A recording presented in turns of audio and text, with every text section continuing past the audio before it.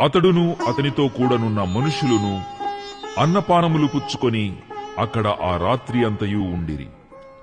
ఉదయమున వారు లేచినప్పుడు అతడు నా యజమానుని యొద్దకు నన్ను పంపించుడని చెప్పగా, ఆమె సహోదరుడును ఆమె తల్లియు, ఈ చిన్నదాని 10 దినములైనను మా యొద్ద ఉండనిమ్ము, ఆ తరువాత ఆమె వెళ్ళవచ్చుననిరి.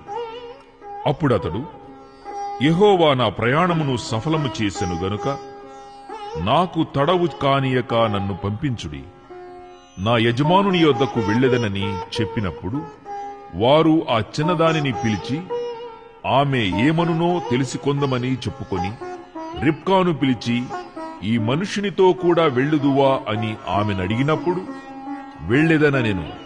కాబట్టి వారు తమ సహోదరి అయిన రిబ్కాను, ఆమె దాదిని, అబ్రహాము సేవకుని అతనితో వచ్చిన మనుషులను సాగనంపినప్పుడు వారు రిబ్కాతో, మా సహోదరి, నీవు వేలవేలకు తల్లివగుదువుగాక, నీ సంతతి వారు తమ పగవారి గవినిని స్వాధీనపరుచుకొందురుగాక అని ఆమెను దీవింపగా, రిబ్కాయు ఆమె పనికత్తెలును లేచి ఒంటెలనెక్కి ఆ మనుషుని వెంబడి వెళ్ళిరి.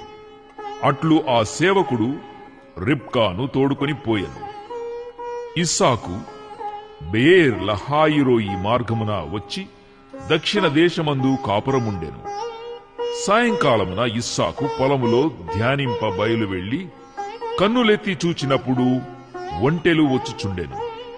రిబ్కా కన్నులెత్తి ఇస్సాకును చూచి ఒంటె మీద నుండి దిగి మనలనెదుర్కొనుటకు పొలములో నడుచుచున్న ఆ మనుషుడెవరని దాసుని అడుగగా అతడు, ఇతడు నా యజమానుడని చెప్పాను.